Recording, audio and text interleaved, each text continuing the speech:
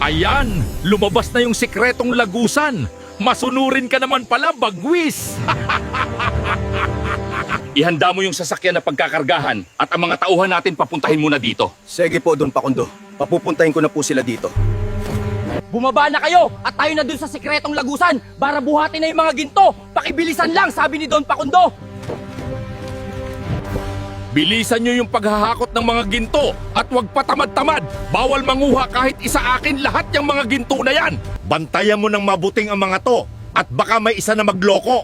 Masusunod po, Don Pakundo. Ako na po bahala sa kanila. Eto na ba lahat ng ginto at wala na bang naiwan doon na? Ito na po yung lahat, Don Pakundo. Na-check ko na po kanina. Mabuti kung ganun. Pagkarating sa bahay, ilagay agad sa malaking bolt yung mga ginto. Sige po, Don Pakundo. Masusunod po. Anak, mukhang magtatatlong oras na at hindi ko pa rin nakikita si Bagwis. Kanina, Tay, nandyan lang yun sa baba at naglalaro ng sinulid na bola. Kailangan na siguro natin hanapin si Bagwis, anak. Baka na paano na yun. Sige, Tay, hanapin na po natin si Bagwis. Mukhang nag-aalala na rin ako sa kanya. Bagwis, saan ka ba nagtatago? Lumabas ka na! At kami ay nag-aalala na sa iyo! Nakita mo na ba si Bagwis, anak? Hindi pa nga, Tay, at parang wala siya dito. Saan na kaya nagpunta si Bagwe?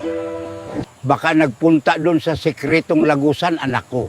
Oo nga, Tay, hindi pa tayo nagpunta doon. Baka nandun lang si Bagwis. Nandito ka lang pala, Bagwis. Ba't nakakulong ka? Sinong gumawa sa'yo nito, Bagwis? Bakit ka nila kinulong dyan? Parang alam ko na kung sino ang gumawa sa'yo nito, Bagwis. Walang iba, Tay. Si Don Pakundo na yun. Napakawalang hiya talaga nitong si Don Pakundo at napakasakim. Sinabi mo pa, Tay, walang katulad yun sa kasamaan. Ayan, Bagwis, nakawala ka na sa maliit na kulungan. Pasensya talaga at hindi ka namin natulungan agad-agad.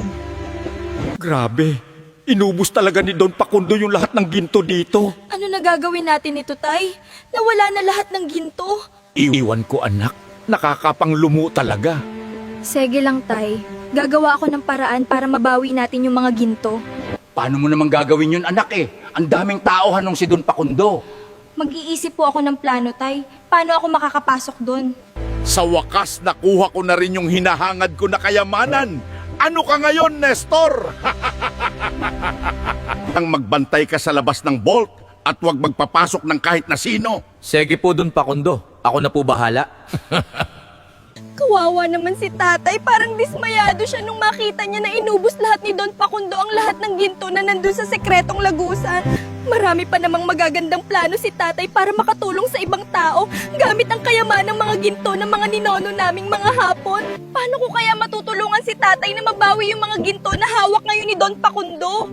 Paano kaya ako makakapasok dun sa bahay niya?